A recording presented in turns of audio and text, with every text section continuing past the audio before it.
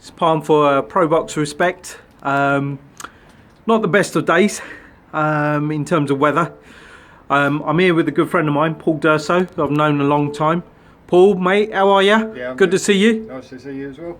Yeah, keeping well? Yeah, really well, keeping fit. Keeping fit, yeah, absolutely. I know you're a keen boxer, Paul, so just give the viewers a little take as to sort of how you got into it or when you got into it and that sort of thing. First got into it when I was about 6 years old. My dad was working in a restaurant and Alan Minter come in and he just come along, give you a little rub on the head, and you see all the crowd just part because he's come in. And this was the time that he was fighting Vito Anti-Furmo for the fight after was for the World Middleweight Championship. So yeah. He's come in and talking to him and my dad, and he's gone, throw a punch and everything.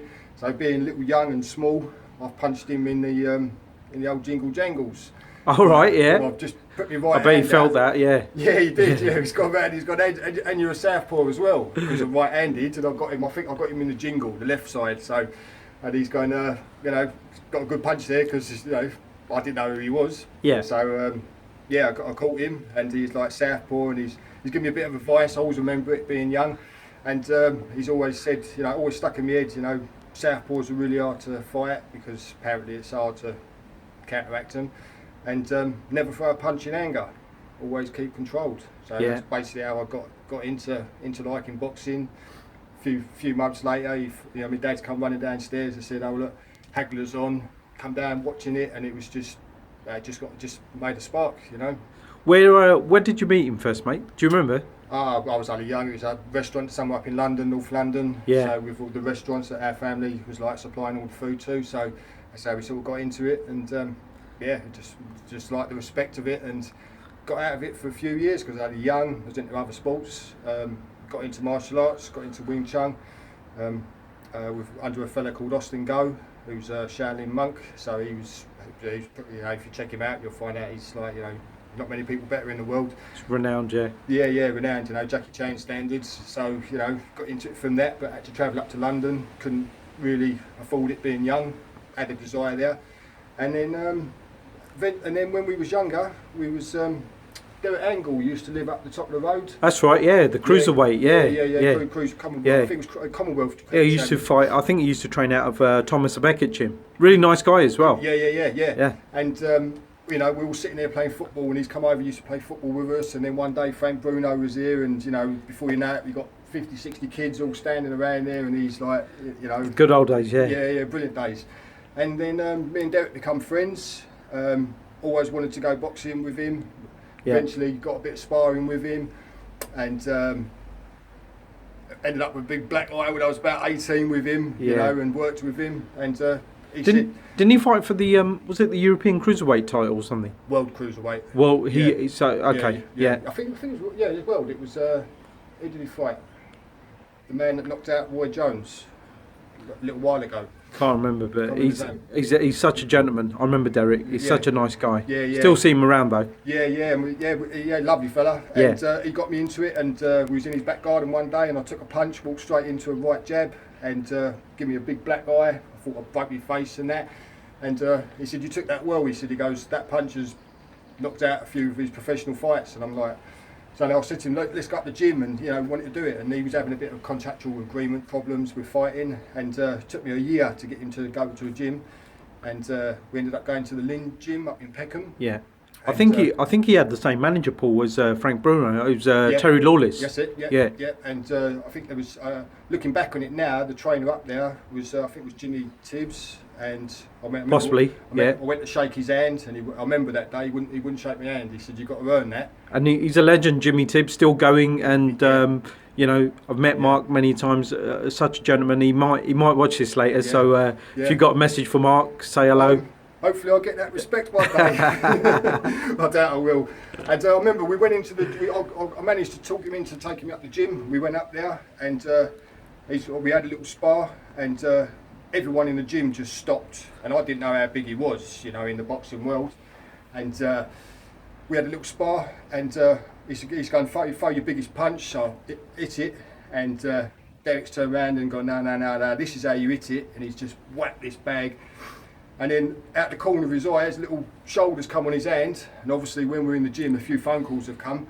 We were there for about an hour, and as he's thrown the punch, he's turned and gone, no, this is how you throw a punch. And it was Gary Mason. Oh, okay. And I'm like, my God, yeah, you know, this is unbelievable. And Gary's turned around, do you mind if I throw a punch? And I'm like, go ahead. Do what you like, I can say nothing. And he's just whacked this bag, and this bag, I've never seen it just move big. He was a big fella as well, rest in peace, Gary. Yeah, brilliant man. And nice guy. Ended up having a little round with him. Could, you know, hit me as hard as you like, and I'm like, it's like hitting the Hulk. You can't do nothing. Yeah. So are you? You mentioned earlier that you're a fan, or your style's more southpaw. So are you still fighting southpaw, Paul? Yeah, always southpaw. I was. I'm under the belief that if you want, I believe that you should use your right hand, your strongest hand, to dominate.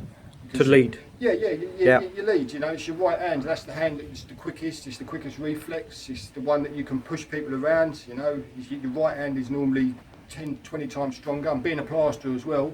Okay. I can go 8 hours with this hand, 30 seconds with my left. So just in case anybody wants a plasterer, guys, he's thrown that in for good measure. Yeah, so that'd be great. Yeah. So I always believe that you should dominate the fight with your strongest hand. Yeah. Because that's the one that's going to be the quickest to react. So what are you doing in terms of training nowadays, mate? Training 5 days a week. Go to the gym all the time. That's good. I'm always training. Started up a new insanity thing. Sort of, you know, I'm getting on a bit now. So. It's doing well. Always got to keep fit, you know. You have to, you know, because the thing about boxing is you can be good, but there's always going to be a 15-year-old kid that's just going to be can't get near him, and you're like, you're 15, you can't get near you. Why? It is like just some people natural, some people ain't. You know. Are you planning to or hoping to maybe do have a fight soon? Yeah. I want to have a fight in maybe late September. It's just trying to work out the weight category because I'm 14 stone at the moment, but you know, 14, I'm going to be fighting people that may be 16 and lean and coming down to 14, so maybe I should go a little bit lighter. But yeah, getting on a bit, I can't really the weight sort of stabilises, and you know, it's a bit difficult to choose which one. So you cut at 14, or you mean you're 14 now, but once you cut down to a fight weight? Yeah, probably once I've stepped up the train. I mean, I wouldn't really have to do that much more training, more stamina-wise, to lose my body fat. Probably at about 12% now. So if I got down to maybe 10, I'm only going to lose 6 or 7 pounds. But you know, it's just coming in at the right weight. But I don't believe in coming in like cut. This ain't professional boxing. This is, you know, you ain't got to have the energy. I don't need to be super fit. It's, you know. Is it going to be like amateur, white collar? What do you think? White collar, yeah. In and out. Yeah. Boom, boom, mental style. Good. Well, I hope you do, mate. Before we go, do you want to give a shout out to any of the guys, any of the fighting guys you know?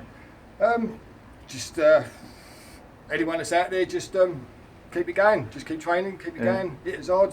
Don't lose your temper, and just don't get hit. And get in touch and put you on one of the white collar shows, yeah. Yeah. If anyone wants to, you know, I've Pete Stoughton is the one that, at the moment that I like to fight under. He's the only person he's shown a lot of interest, and he's put me down, and I didn't like that. So you know. Well, he's doing well, isn't he? So big up to Pete as well Pete, he's got a lot of time. He's got a lot of time for everyone. For his fight in Malta last week, he done really well. Yeah. Man was a beast. Yeah. You know, Still is, mate. I see the fight. You know, and both of the fighters were a beast. So yeah, I wouldn't want to go in the ring with him. Nah. All right. Well, Paul, listen, thanks for your time today, mate, and all the best, and hope to catch you on a white collar show soon. All right. Yeah, definitely. Yeah, it'd be great. Yeah, you come along, I'll get you a ticket and come watch me. Yeah. All right, buddy. It won't last too long. No worries. Take care, mate. Bye. See you later. Cheers.